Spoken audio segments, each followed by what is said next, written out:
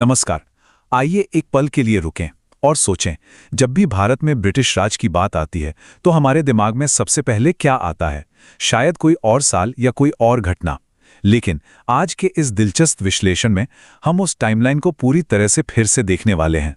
हम उस असली बुनियाद की बात करेंगे जिसने पूरे दक्षिण एशिया का इतिहास हमेशा के लिए बदल कर रख दिया, और वो है बक्सर का युद्ध। अब जरा इस तुलना को देखिए।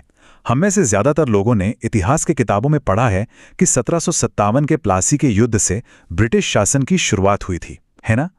लेकिन अगर हम ऐतिहासिक तथ्यों को निष्पक्ष रूप से खंगालें तो तस्वीर कुछ और ही नजर आती है। प्लासी ने शायद सिर्फ एक दरवाजा खोला था, लेकिन असल में वो 1764 का साल था, बक्सर का युद्ध, जिसने अंग्रेजी हुकूमत की वो मजबूत और असली नींव रखी जिसे बाद में हिलाना नामुमकिन हो गया।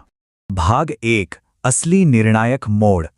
चलिए इस टाइमलाइन पर नजर डालते हैं। 1757 से कहानी शुरू होती है, लेकिन जो सबसे बड़ा टर्निंग पॉइंट है वो आता है 22 और 23 अक्टूबर 1764 को।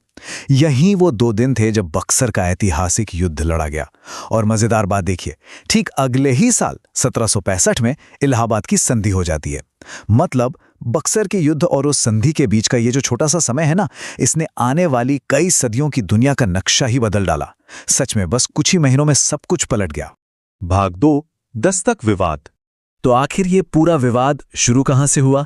इसका जवाब है दस्तक। असल में ये एक मुफ्त व्यापार पास था, लेकिन ब्रिटिश ईस्ट इंडिया कंपनी के कर्मचारियों ने इसका खुलेआम गलत इस्तेमाल करना शुरू कर दिया।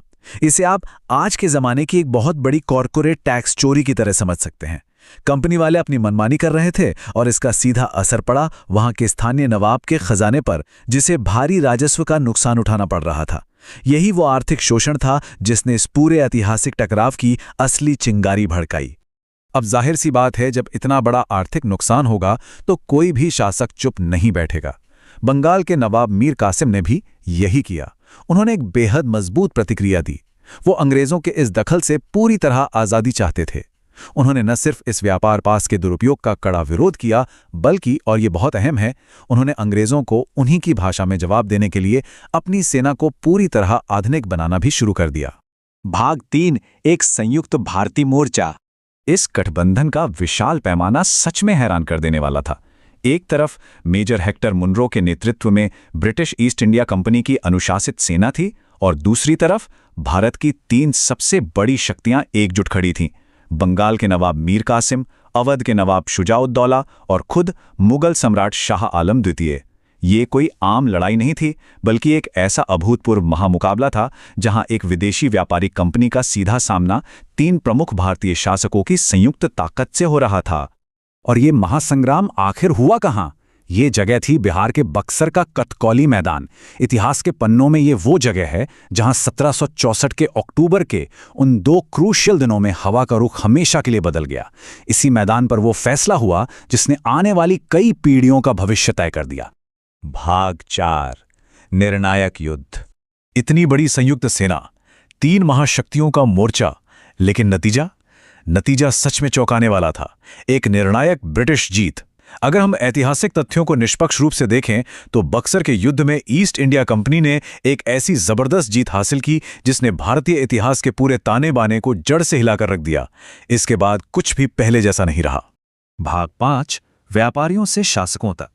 और ये बदलाव कितनी तेजी से हुआ, ये इस बात से साफ हो जाता है। 1765 की इलाहाबाद की संधि के जरिए अंग्रेजों को दीवानी मिल गई। अब दीवानी का मतलब क्या है? इसका सीधा सा मतलब था बंगाल, बिहार और उड़ीसा में राजस्व यानी टैक्स वसूलने का कानूनी अधिकार। जरा सोचिए, जो कंपनी अब तक टैक्स चोरी करने और मुफ्त पास का दुरुपयोग करने के लिए कुख्यात थी, रातों रात वही कंपनी आधिकारिक तौर पर टैक्स वसूलने वाली संप्रभु सत्ता बन गई। ये एक बहुत बहुत बड़ा सत्ता परिवर्तन था।